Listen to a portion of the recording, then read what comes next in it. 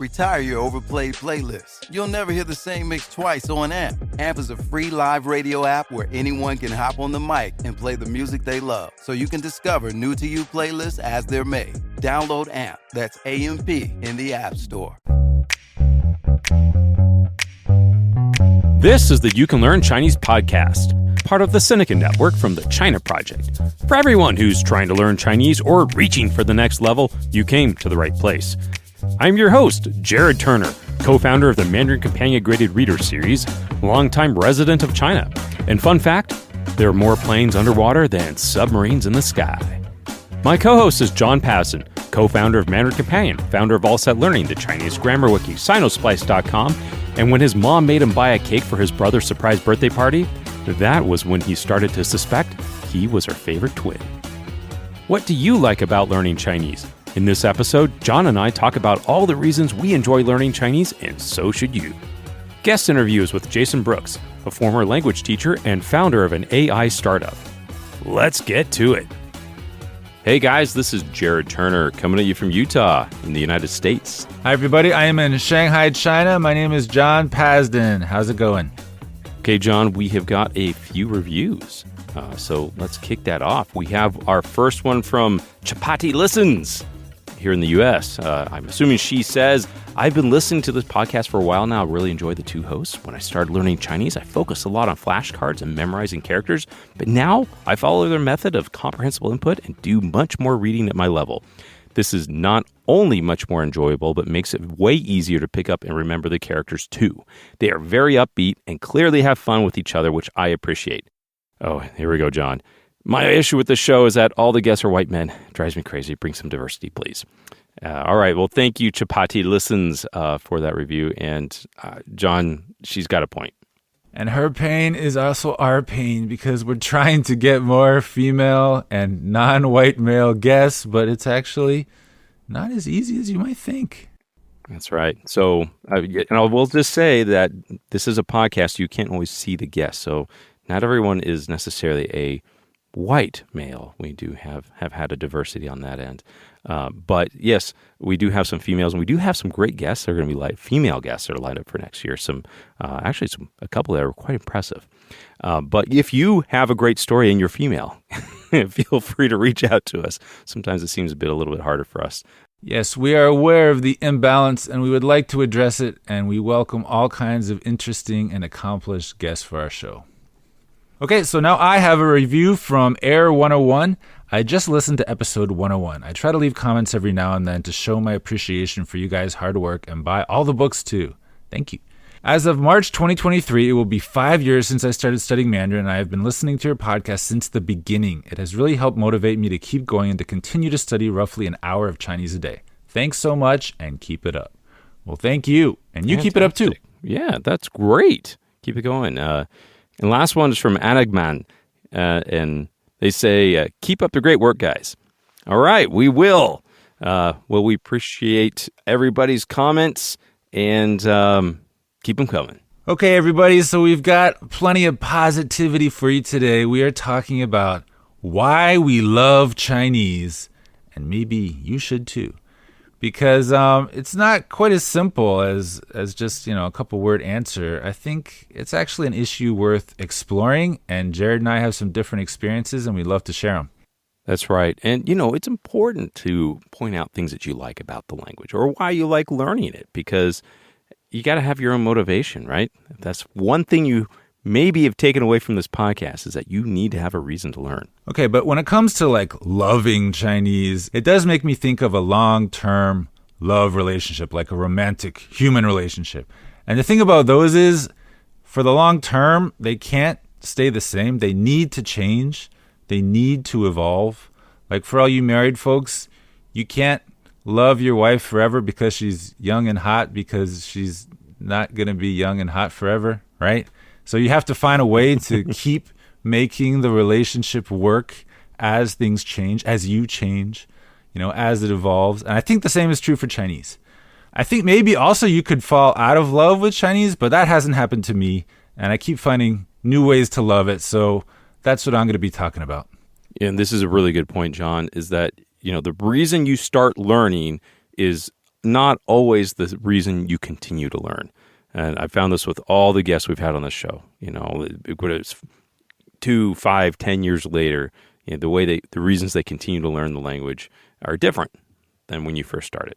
And that's normal. It's okay. Okay, so the reasons I got started are kind of, I don't know, I guess you could call it sort of intellectual curiosity, like liking puzzles, liking a little bit of a challenge. For me, it was the characters specifically that attracted me. The sounds of the language did not attract me so much, but the characters.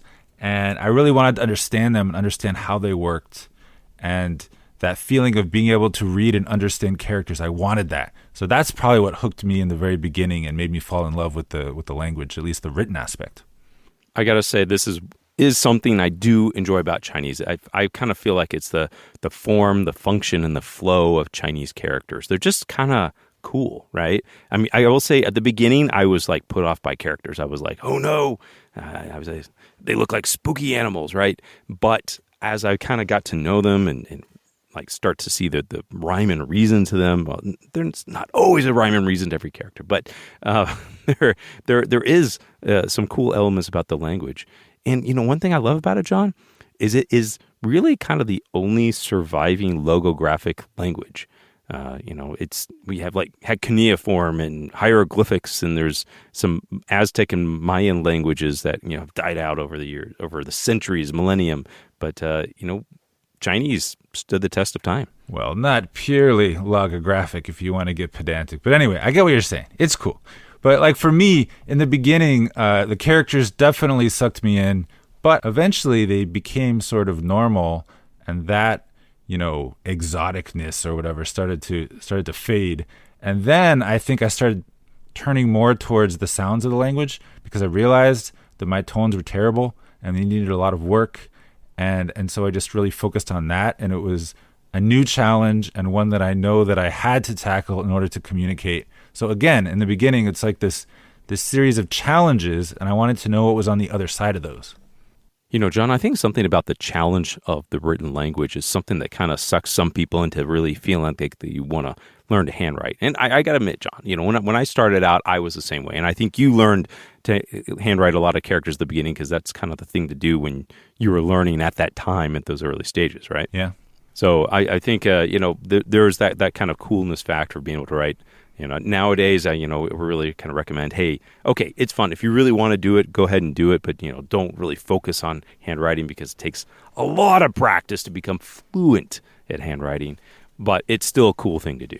And I got to say, tackling these challenges, it does give you a certain kind of confidence that is quite maybe addicting and enjoyable anyway, especially in the beginning when you start to make that progress.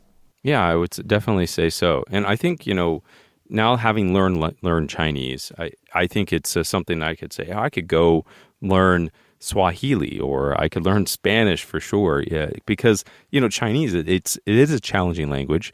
It's debated if it's the most challenging language. I think, that really depends on what your mother tongue is. But it is challenging. It's kind of like, hey, one thing I do like about having learned this language that it's taught me that I could do something that's difficult. I could do something that's hard. And I've studied a little bit like, programming languages, like Python. And it's like, oh yeah, it's just like learning another language, so to speak. Now, I haven't really done that. I haven't found really that need and motivation yet.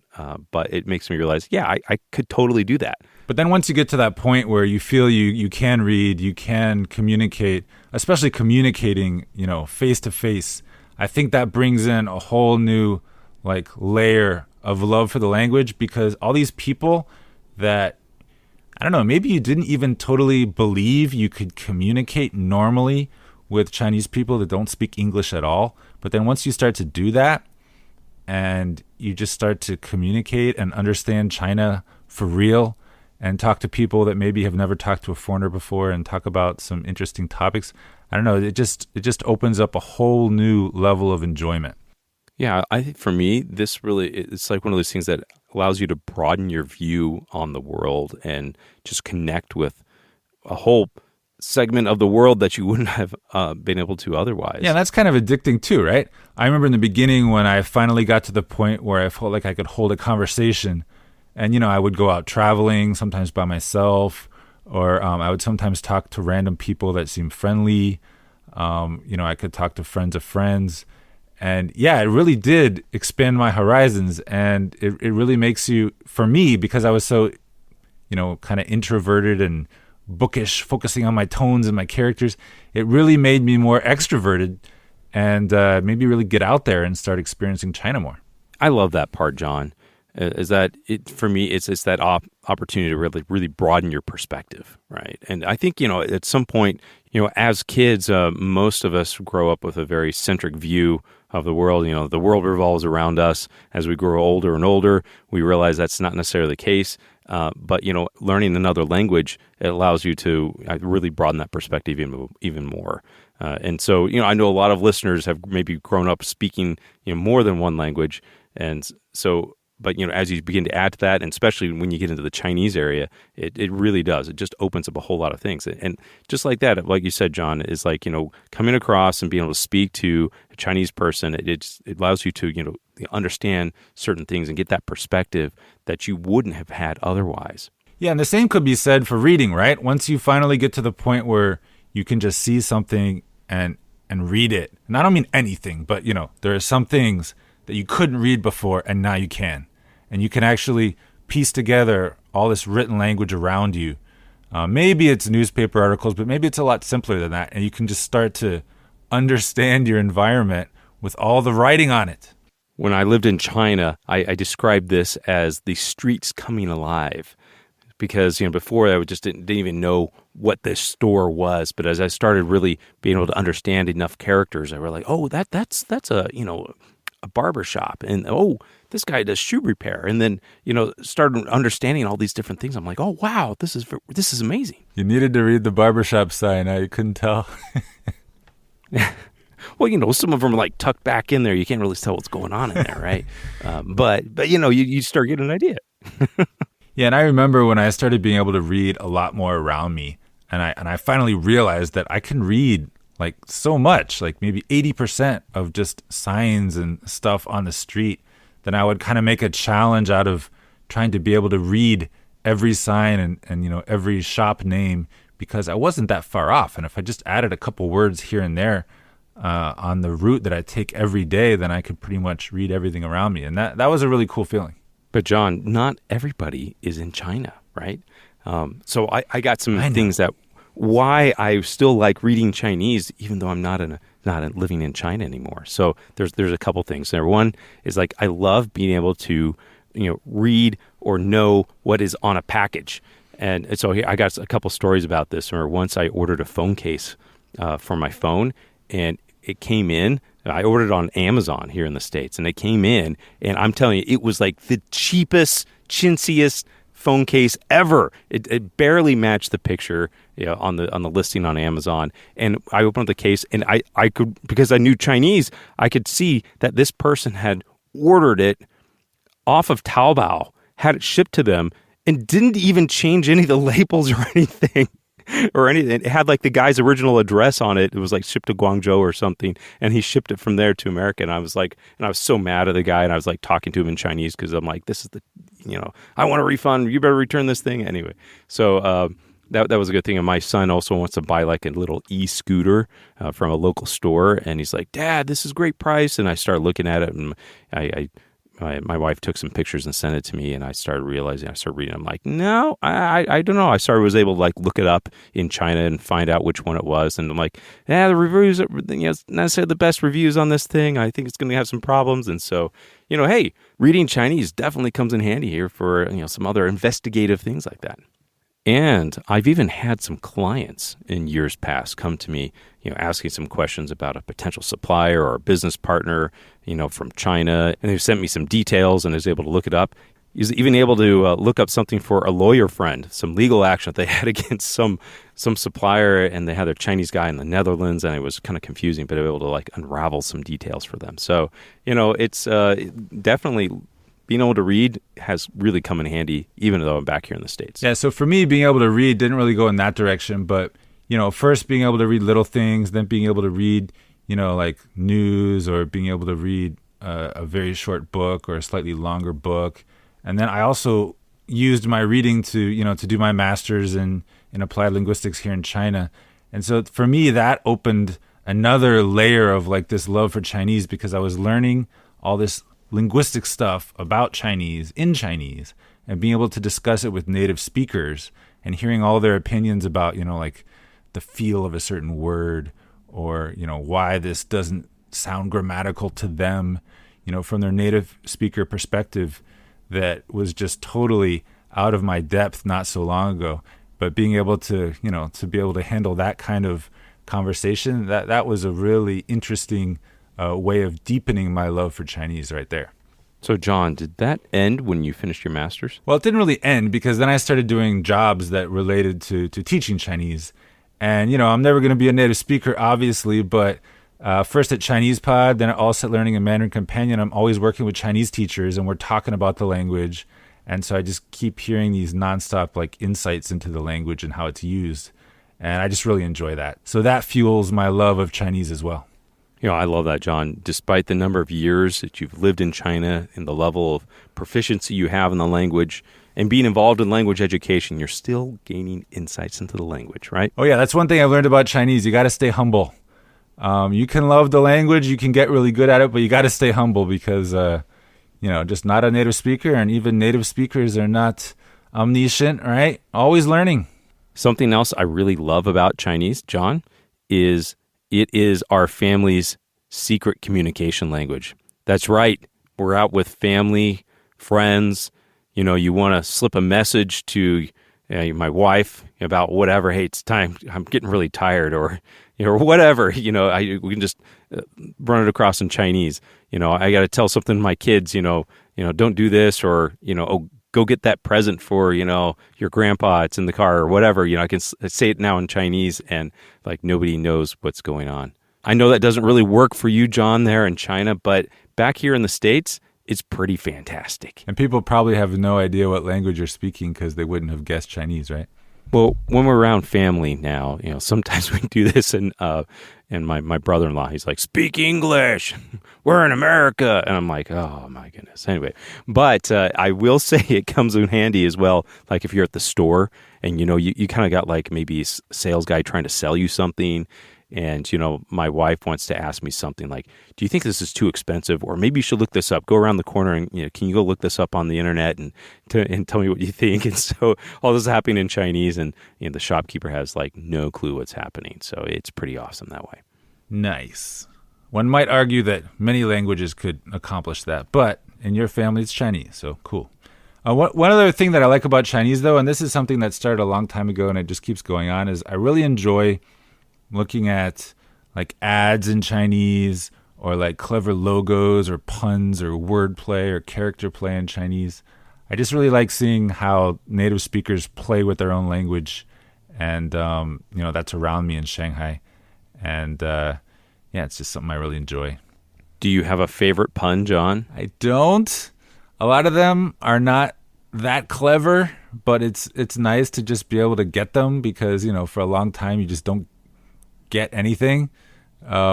Humor is kind of infamous for lagging a bit behind the rest of your communicative abilities, but they're all over the place, though. I can't say there are a ton of good ones, but there's still some clever stuff.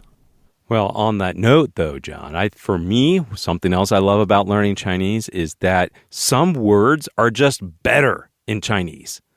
Okay, so like 麻烦, 可以, 不要. Those are better, huh? But I got to say, John, like my favorite where it just sounds right is 拉肚子. So it's, it means diarrhea, but it just got the la and the du and z, and I don't know, it's just coming together. It's just, it's a good word. Do you know what the most perfect word in the English language is? Selfie? I don't know what. Close. Cellar door. Why is that? I don't know. Look it up. Okay. It's a little known linguistic fact. Cellar door, like wine cellar. It's not really a fact, but it's a famous opinion. All right. Anyway, don't worry about it. All right. Well, we'll look it up. You look it up. All y'all people look it up too. Okay. So are we out of love for Chinese, or do we have any other things we want to bring up? I have a very last one, John. And this is that due to like the Chinese diaspora, you will find Chinese people all over the world. Now, this is a great tip, I think, for anyone learning Chinese, but it's really like, doesn't matter where you go, you're going to find some Chinese people there. I will say I've traveled many different areas, but I think specifically I'm thinking of, I was in Puerto Rico last year, and then I was also in Cancun a couple of years ago.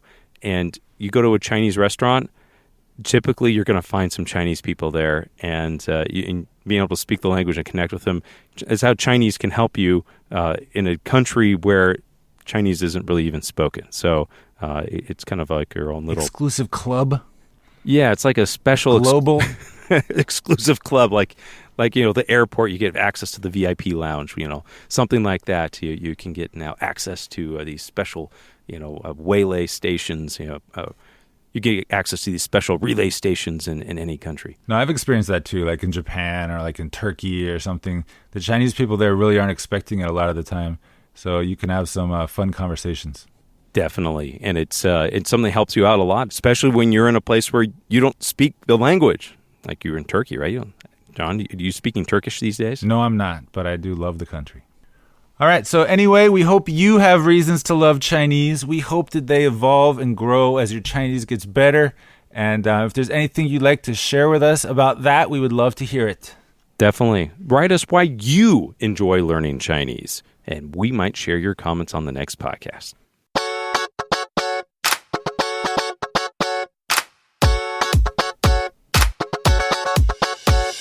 All right, now it's time for a word from our sponsor. And today our sponsor is Mandarin Companion, easy-to-read Chinese novels, otherwise known as Chinese graded readers.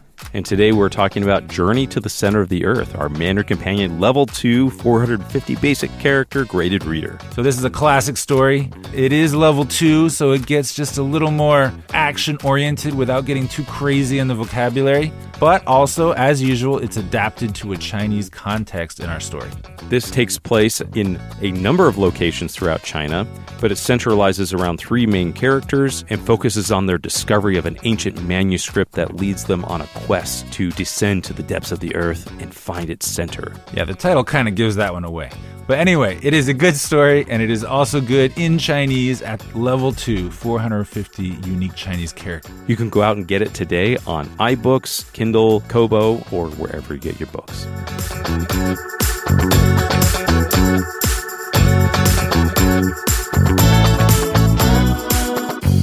Now it's time for rants and raves. John, what do you have for us today? Do you have a rant or do you have a rave? I guess you could say I have a rant.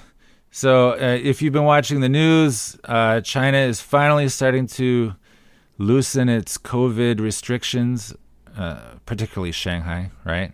Yeah. But just tonight at 8:30 p.m., my kid's school announced that the kids aren't allowed to go to school tomorrow. It's canceled. They have to stay home and do online learning. And all the parents are just like, what? Are we not loosening up restrictions? Mercy. So anyway, we have faith that these COVID restrictions are not forever, but it is a bumpy road, folks. So that's my rant. Well, hang in there, John. Yes, and by the way, I know the rest of the world is past COVID. Everyone keeps telling me that. I know. We are not. All right, so Jared, rant or rave? John, I've got a rave today. I mentioned this on the podcast a couple episodes ago. We rolled out a new website, but there's specifically something on that I've got to make a rave about, and it's about our Mandarin Companion level test. So we do have a listener who had reached out a while ago. His name's Cody Jenkins. He's an American guy. He's a software developer, and he had some idea. He had developed some little tool, and so we talked about this, and we together we developed a tool that you can take. We developed a little test, and we put it on our website that you can take it, and it helps you determine what is the right level for you in the Mandarin Companion leveling system.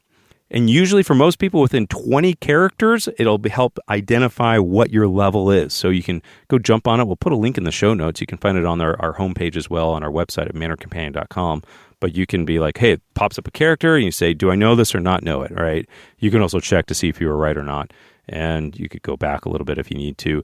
And after so many, it kicks out, says, oh, it looks like you're level 1 or breakthrough or level 2. Or even if you do really well, it might be like, hey, man, you probably are beyond our books. Does that work on mobile? Yes, works on mobile, desktop, or whatever.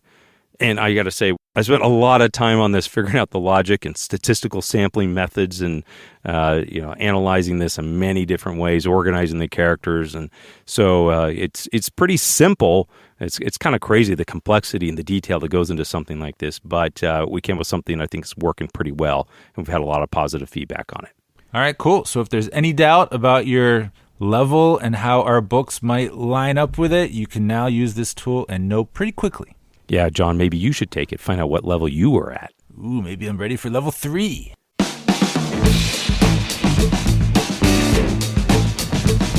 My name is Jason Brooks. I'm founder and CEO of Harkness AI, which is an early stage AI startup. Jason has done a lot more than found a company. From humble beginnings, growing up in a dangerous part of LA, Jason has gone the extra mile to make the most of the opportunities he's being offered, as well as carve out opportunities of his own. His story is an inspiration to all of us as we work towards our goals in life, regardless of what language we are learning. Stay with us.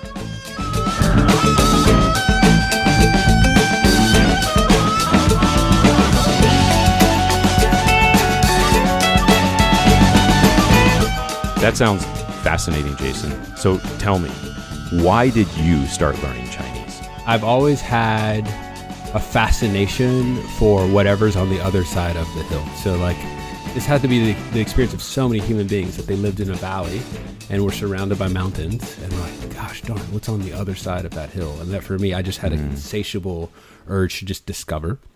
And then my freshman year of college, I got totally lucky and totally randomly paired as my freshman advisor was Steve Fisher, who was the World Language Department chair at Trinity University. He also happened to be the Mandarin teacher, and he forced all of his advisees to take Mandarin 101. So, oh, really? 8 o'clock on Monday, Wednesday, Friday, being like, what happened?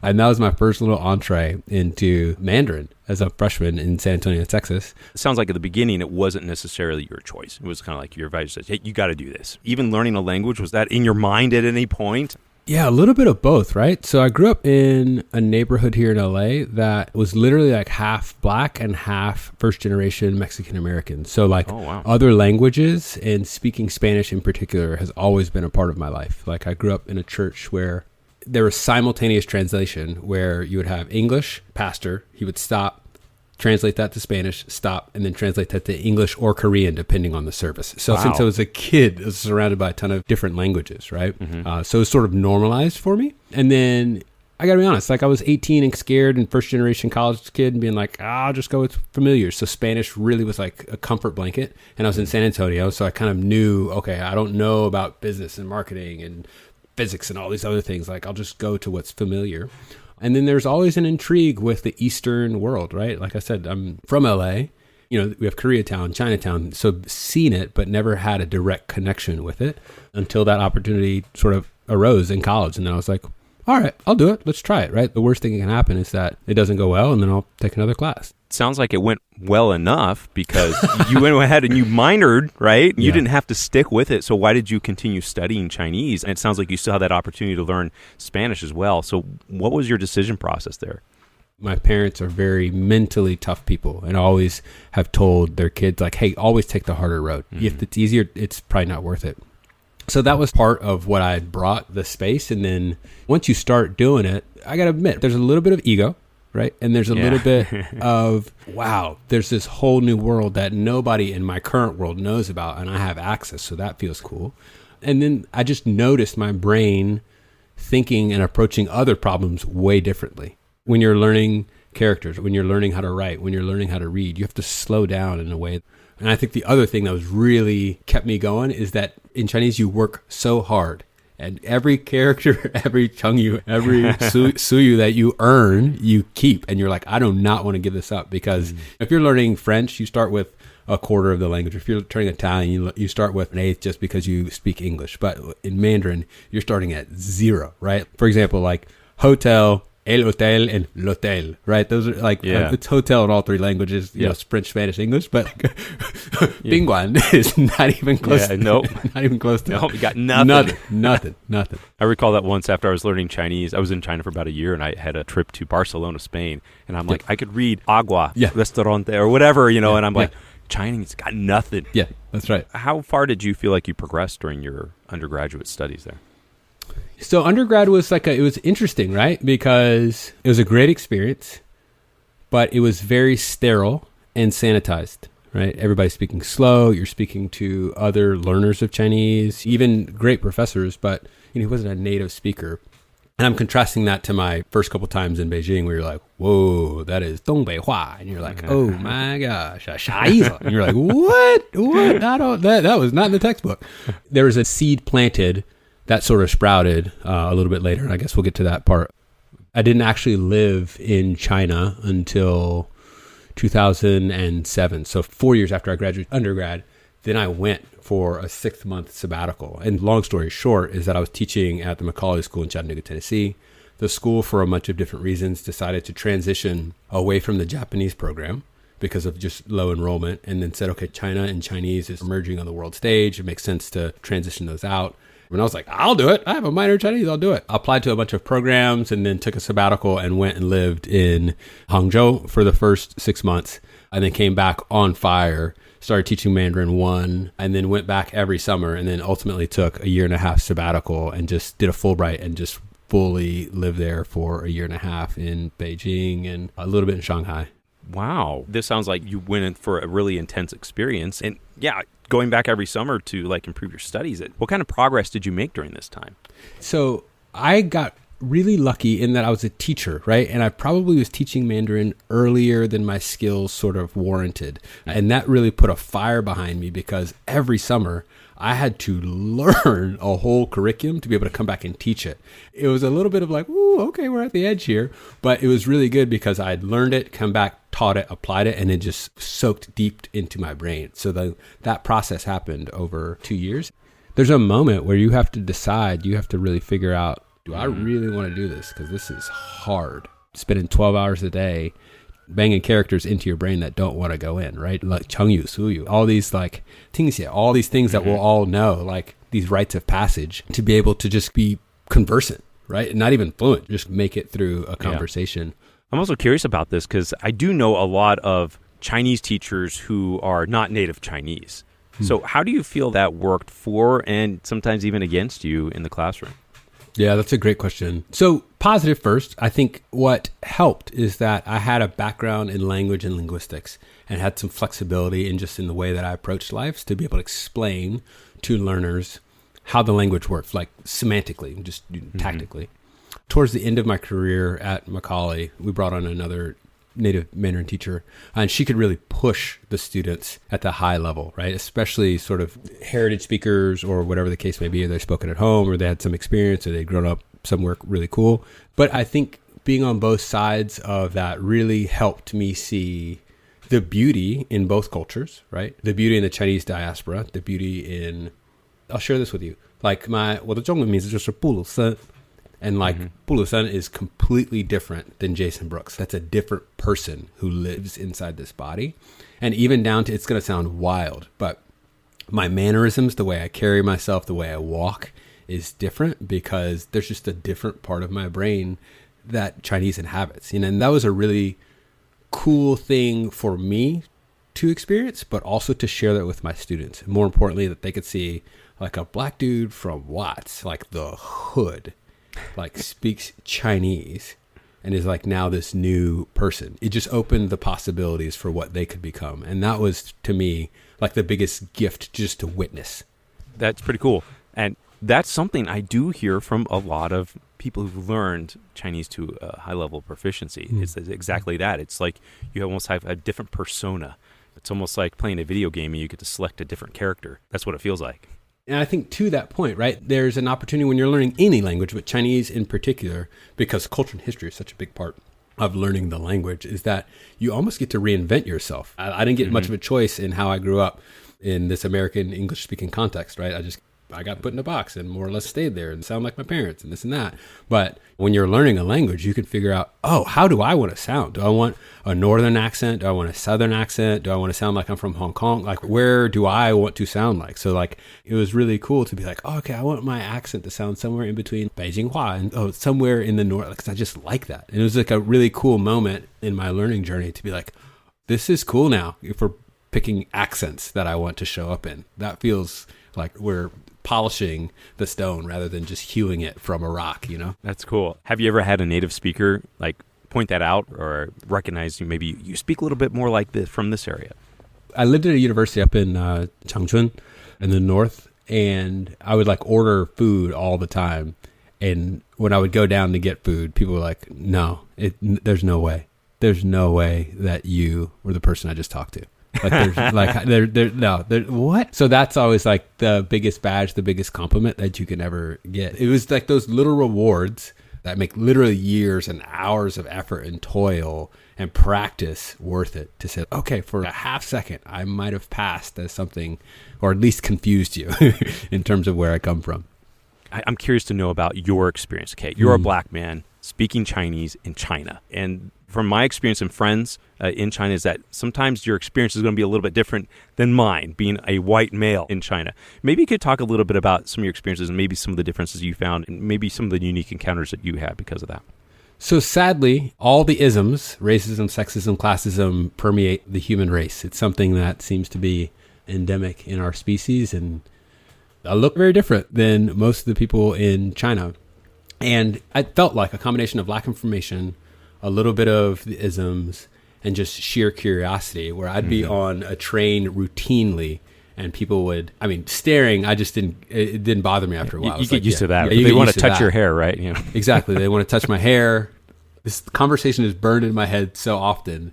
They would say like, what country are you from? I'd be like, America. No, like, what country are you from? Like, America. No, like, what African country are you from? And I was like, I'm not from Africa. But no, really, where are you from? And I was like, okay, so here you go. Let's talk about slavery. Let's talk about the U.S. history. And then they're like, oh my gosh. So one, it was hard emotionally, right? To constantly have to prove yourself and constantly have to explain yourself. But then that breeds some empathy for other folks for whom that is their daily experience, right? And that's one of the beautiful things about learning a language is that not only are you gaining these skills, but also your heart and your empathy and the way that you approach the world is expanding, because I'm having experiences that my LGBTQ brothers and sisters are having, right? That my recent immigrant brothers and sisters are having, that any marginalized group that constantly has to fight for their place at the table, that constantly has to defend their humanity, that constantly has to say, I am here and I'm not going to really go away. That's part of their daily experience, and they don't really get a choice on that. So it was certainly hard, certainly painful, certainly complicated, but taught me a ton of lessons, right?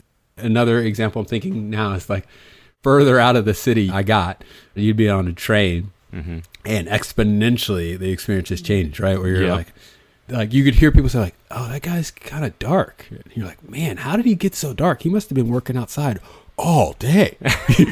You know, and you're like, yep, like this is a combination of like ignorance and like a little bit lack of like education. And then like, yep, from your paradigm, people who have to work in the fields all day are peasants at the lowest rung of historically Chinese society and culture and access to opportunities. So I have very strong feelings about what racism and discrimination and all the isms look like in an English-speaking American Western context. And I had to have the discipline not to import all of those assumptions into the Chinese context, right? And I had to both assert like, hey, you can't, like I had a guy throw a banana at me at a beer garden in Beijing. And I was like, yeah, that's out of bounds. You can't do that. Yeah. I'm legit going to get upset about that. Like, no, we're not doing that. Like, we all know enough. That's not, you didn't grow up with black people. But also there is some genuine curiosity. Like if you've only lived in a small town with 1 million people, but all those 1 million people look exactly like you, and you've only seen the NBA, that's the only version of a black person you've seen. Like, I'd be kind of curious too. So like there was this constant, is this a malevolent interaction or is this a genuine human curiosity interaction? And that was the hard part, to have to navigate both sides of that coin. I think you're right, because there's a large part of just curiosity and innocence. I've been in some of these small towns you're speaking of, and sometimes I'm the first white dude they've ever seen. And even the fact now that you can speak Chinese, they're like, what? Mind blown for them. But imagine the experience they just had interacting with me. And they're going to keep that, and they're going to remember that 10 years old. They'll say, oh yeah, one time I met this guy. Know that I have to be on quite a few families' sort of photo albums because I've yes. taken so many pictures with so many babies. You're Yeah, hanging just on like- many yeah, walls and exactly, homes exactly. and picture frames around China. Yes. Exactly. You spent a lot of time going back and forth between China, but you said you went back for like a year and a half, Fulbright scholarship. Sounds like you probably left your job at that point and said, boom, I'm going to do this, really learn Chinese. Why did you decide to go ahead and make that type of leap? What did you hope to gain out of that?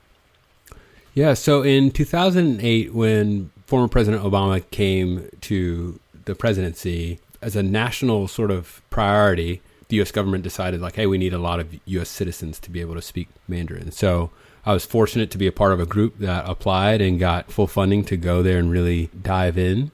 I lived in a really, really, really Chinese neighborhood that was off the beaten path and just had like my local grocery store, my local places to go.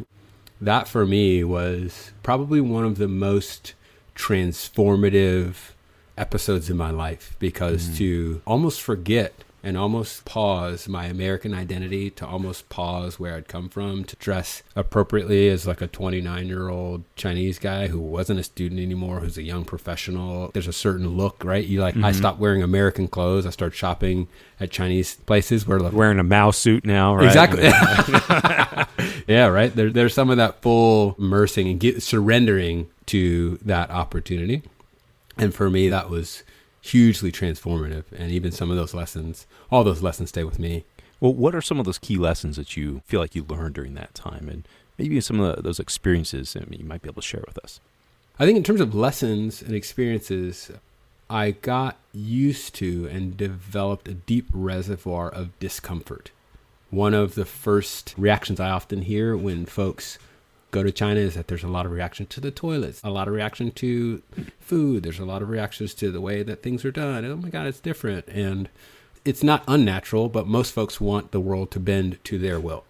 Mm-hmm. And when you are living literally in somebody else's culture, nobody cares. This is the way it is. This is the way it is. Exactly. You've got to adapt. So that was a really enduring lesson where it's like I just have a lot more flexibility in terms of things that ruffle my feathers and things that don't. And I think some of the things that are still applicable today is that you go through an experience like that, which is totally transformative, shows you, your physical body, your brain, oh, you can do a lot of hard things. Like doing all these different things becomes less daunting because I've already done a really hard thing, right? I've already transformed myself before. So to transform myself once again becomes more accessible because like, oh, I know the process. I have confidence in the result. I've done the result at a highest level. So like, why wouldn't I be able to do that again? I have a painting here in my office that for me is the most important trophy of my life, because when you travel a lot, you go and you see a lot of stuff. A lot of stuff is hawked at you and you're like, oh, I don't care about that. But then it was the first time I was like, oh my gosh, I want that.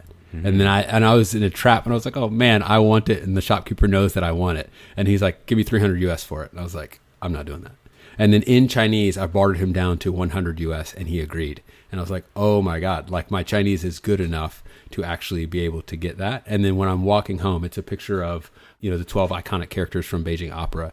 And then as I'm walking home with this thing under my arm, as I'm entering and rounding the hutong, the old guy who I just pass every morning, just say hi, just all this stuff, he asks me about it. And then we have this long, very human to human connection where he's just like walking me through each one of the characters and how he as a boy went and watched the Beijing Opera and what that means to him and how honored he was that I found interest in it. And it was just these beautiful connections of just, man, at the end of the day, humans are humans. When you go sit down at your favorite restaurant and you're like, look, I'm like tired, exhausted, everybody else in here. I've had a rough day like everybody else in here. I'm no more special or better than anybody else in here, but like, you know, Lao Ma just puts a little bit more of love into your like, it's just amazing, right? I've just learned when you spend time with humans, right? There's just something about the human spirit that will forge a connection. There couldn't be a greater distance than like a black kid from Watts and then like an old woman in the Beijing hutongs, right? But it's something beautifully connective about it. I assume you got a bunch of Obama with your thumbs up, right? You know? Yeah, a lot of Obama, a lot of LeBron. And I was like, more than you know, I wish I was LeBron. Yeah. So Jason, I know that you have a AI startup right now.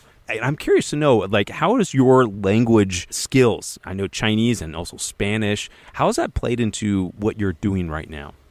Yeah, so fundamentally what we're trying to do is use AI to help people make good decisions in high stakes conversations, right? Part of my journey is that after I spent time in China, I came back and went to graduate school at Harvard, and there I studied like neurolinguistics. So really went even deeper down the rabbit hole of like, how do humans use language to communicate with each other? And obviously having a background in Spanish and then combining that with Mandarin opened up not only like professional opportunities, but just my mind in terms of like what is possible in terms of using computers, using artificial intelligence, using natural language processing to really mitigate and sort of streamline a lot of the miscommunication that happens between people, right? And like I say this with so much reverence, but people are literally dropping bombs on each other, stabbing, shooting, killing each other because of miscommunications, because of faulty assumptions on both sides. And it's like, to the extent that I can use this exceptional privilege of opportunity to go live in these different countries, have these amazing transformative experiences, bring that back and put that into an application that we can use in this hyper-connected world, that's something that gets me excited. And I feel very strongly that my time in China, my time in Mexico, the way I grew up is not my own, right? And that's a privileged experience, and it's my responsibility to use the rest of my life to pass that along, whether it's directly to students, but also now to users of our application, to make sure that their experience in our application is getting some of those deeply connective human experiences that I got when I was in China. So to be able to use AI to sort of facilitate some of that is really exciting. So for those of us who are not so familiar with that, how does what you're doing help achieve that goal? So the application is called Harkness AI, and what it does, it shows how individual interactions affect virtual meeting dynamics. So it uses AI to code each person's voice, and then you can see like, oh my God, like Jason only talks to Jared, and Jared never talks to Samantha, and Samantha only talked to Sarah one time, and Sarah only talked to Jessica one time. And then it gives you coaching, say like, hey, here's a question you might want to ask this person. Here's a question you might want to ask that person. So it literally helps lift the interactions between the group. We have a lot of, oh man, I want to talk to that person. I want to include that person, but I just don't know how. How do I start that interaction? AI can really help you get that ball rolling. And then once the ball's rolling, like your humanity kicks in and you're like, okay, cool. This is just another person. We can talk, but it really breaks that seal around that initial interaction. That's fascinating. And how did all this lead down this path to even come up with the idea to do this? Going back to my time at Harvard in 2012 to 2013, I was first exposed to like data science and machine learning. And at that time, I was still very much steeped in like education, language education, Mandarin education. I was like on the path to be head of school. Fast forward to 2019, we're all going to have these stories. But fall of 2019, I went to my board and said, hey, I'm going to step down. I think I want to pursue something else. COVID hit 2020. Exploded the world, shook up the snow globe of my life, and then teaching to my students and faculty with muted mics and blank video feeds, trying to figure out like, how the heck do I connect with these people? So then by hand, I started tracking student interaction. And then I was like, oh my gosh, this awareness, once students know who's speaking to who's left out of a conversation, who's not, then you get some awareness, and then you have to do something with that awareness. And I'll never forget, there was a day where a young woman was brave enough to say, hey, Mr. Brooks, like all the baseball boys only talk to each other. And like, if you don't do something about it, I will. And I was like, oh my gosh. So that really strong emotional reaction to the awareness of who's being included in a conversation, who's being left out of a conversation, who's monopolizing a conversation, who needs to step up, who needs to step back. All these pieces that we feel so deeply after every meeting, right? Like you've been in a meeting where somebody, you're like, oh, that kind of felt, there's something like, or you're like, did I show up the way I wanted to? Or like, I just did this great presentation that I spent 2 weeks in doing, and I just did it, and there's zero feedback. And you're like, oh man, I just literally talked into the ether. I talked at my computer, and we all closed the Zoom meeting, and you're like, how'd that go? Oh, wait, it went well, right? Yeah. We don't have to do that. And so we're using AI to help bolster some of the in-person connection that we lost. Like the classic example, connecting it to Chinese, is like, Beizi versus Beizi, right? It's like they teach you in Mandarin 101. That simple shift in tone can mean two completely different things. And so often people are unaware of how they speak because they come from a certain family of origin, right? So I'll give you a very simple example. If I say, hey, Jared, would you be willing to give me that report by Friday? Yeah, sure. Yeah. Exactly, right? You really don't have an opportunity. You can't say no, Because if you say no, you're saying, oh yeah, you're not willing to help me. Jared's not willing to help me. It's like, whoa, hang on. Actually, Jason put an undue burden on Jared. And then I forced you to do this thing. But people just say things like that because that's how their mom said it. That's how their dad said it. That's how their teacher said it. So they're just passing on what they received. But now we can use AI to say, whoa, hey, when you say X, this person hears H. When you say A, this person heard Z. So let's slow this down and calibrate so that I can ask you a request in a way that you're most likely to receive in the way that you want to receive. And we use AI to almost work like a sociolinguistic translator between two parties, which then makes, our conversation even better, which makes our team even better, which makes companies even better, which makes the ROI. It just eliminates a lot of the friction and miscommunication that we see in every human interaction. Sounds like there could even be applications for that in language learning. I imagine you got tutor, speaking with your tutor, or in a classroom and identifying really, who's really speaking. And maybe the teacher is speaking 95% of the time, those types of things, right? That's right. Especially as an early teacher, I was so proud of the fact that I could speak in Mandarin for 45 minutes, 5 times a day. Like, look at me, do the trick. And then, again, my ego got in the way. And I was like, this is not about me. I can speak Chinese. Like, how do I give the opportunity and the space in my class for my students to speak Chinese, right? And if I had Harkness at that point, then I would have been like, oh, my God, like, you literally can't dominate 95% of the class because that's why your kids aren't learning. That's why they hate your class. That's why nobody signs up, right? Because you're just talking at them in a language they don't understand. So maybe you step back and give them the opportunities. I don't know how much you want to get into the political stuff, but I feel like America and China are often pit against each other, and it doesn't have to be that way. Both cultures and countries are very proud, and they have long storied histories. It's too often framed as a zero-sum game, like we win or they win or they win or we win. And it doesn't have to be that way. And there's so many of us who have lived and spent a ton of time in both countries and have family and friends on both sides that humans are incredibly adaptable. But one of the things that happens that we can adapt to bad narratives and we can adapt to bad situations. And I just don't want us to adapt to this idea that China's the enemy or America's the enemy or they win or we lose. That's scarcity mindset, and that just doesn't work and won't lead to the best outcomes. But China has literally thousands of years of history and wisdom and insight to offer the human race, right? America has 300 years of history and insights and all this stuff to offer, right? And if we can bring the best offerings, then everybody wins. It doesn't have to be they win, we lose, we win, they lose, right? So totally agree. And in fact, I had a recent experience. I mentioned this on my last podcast.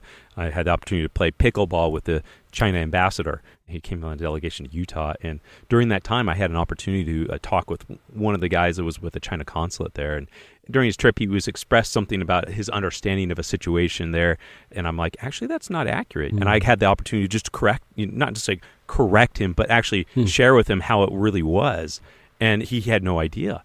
And it made me think, well, if he misunderstands this aspect of American culture or this aspect of this or about our country, what else does he misunderstand? And what are we misunderstanding about China and the Chinese people? And how do we bridge that gap? Through communication, just interaction. Right. That's how it happens. That's right. I think Abraham Lincoln said it like, if you know a man's story, you can't be your enemy. That's like a quote that stuck with me from junior year of high school, right? Where if you sit down and talk with somebody long enough, I don't care who that person is, right? You pick the worst person in your mind. You sit and talk to that person long enough, you're going to figure out and learn about what wounded them, what hurt them, how they got to where they are, why they make the decisions they make. And frankly, in a super fast, high-paced, hyper-connected world where we scroll and swipe and X and click out of things, we strip each other of the dignity of getting to know each other's stories. And when you slow down and hear another person's story, there's going to be many points in their story that you connect deeply with. And that's what I learned in China, right? You're like, we could not on paper be more different. But you sit down at the end of the day with a pigeon and just watch the sunset. And you're like, man, a beer and a sunset. I don't care where on the planet you are. That's a pretty great experience if you're sharing that with somebody else. And I think to the extent we can do a little bit more of that every single day, that gives me hope in what the human race can accomplish. Jason, if you could go back, looking at your whole experience here in learning Chinese, if you could go back and do anything differently, what would you do differently? That's a great question. I'm very happy and satisfied with my time learning Chinese and doing all those things. But if I could do something different, I think I would travel a little bit more, because my experience in China is so framed by the big cities, right? Beijing, Shanghai, Hangzhou, like all those things. But what does it look like to really get into the middle of the country, the south of the country, to really, I mean, what I'm asking for is more time. Please give me more time and let me take a sabbatical. Let me just retire early so I can just travel and spin the world, right? So like everybody wants to do that. What advice would you give to someone who's learning Chinese right now? Maybe they're just starting out, or they're just maybe somewhere along their journey. Don't give up. Don't give up. Do not give up. Don't do it. There will be many, many times, the dark night of the soul, where you're tempted, like, this is too hard. It's not for me. I'm not smart enough. I don't have the experience. That is not true. Those are lies that swirl around all of our heads, no matter what you're doing, whether it's learning Chinese or math or starting a business or staying in a marriage or whatever the hard thing is. You're going to be bombarded with lies that you can't do it. But the folks that can hang on, dawn will always rise. And one of the things that I learned from my dad in particular is that you don't make life-changing decisions in a down state. Don't quit when you're feeling bad. Like the day you quit, like you can quit when you're loving it. Like when you can walk away from whatever you're doing right after you won, but not after a loss, right? Yeah, and because there's so much fruit on the other side, both personally, the skills you'll be able to exact, the way that you move in the world. There's just so much upside that you just can't. Don't ever quit. Just please don't quit. Wow, that's great. I really appreciate that. Well, Jason, if people want to find out more about you and even about what you're doing, where can they go? Yeah, so happy to connect on LinkedIn, Jason Brooks on LinkedIn. And then if you're interested in the company's called Harkness AI, really active on LinkedIn, and love to connect with new folks and make new friends from all over the world. So great. We'll put a link in the show notes. So if anyone wants to be able to connect with you or find out a little bit more about your company, what you guys are doing. Jason, really appreciate you taking the time here to be with us and to share your story, your experience, and your life with us. Likewise. Thanks for having me. You have been listening to the You Can Learn Chinese podcast. Help us spread the word by sharing this with your friends, classmates, teachers, cousins, toddler, athlete, celebrity, expert, mortician, animator, baker, and that one gal named Shanna. You can subscribe on iTunes or wherever you get your podcasts. And please write us a review so we know how we're doing. You can find us on Facebook and at MannerCompanion.com, or tag us on social media, #MannerCompanion. Apologies to John Cena, we just ran out of time.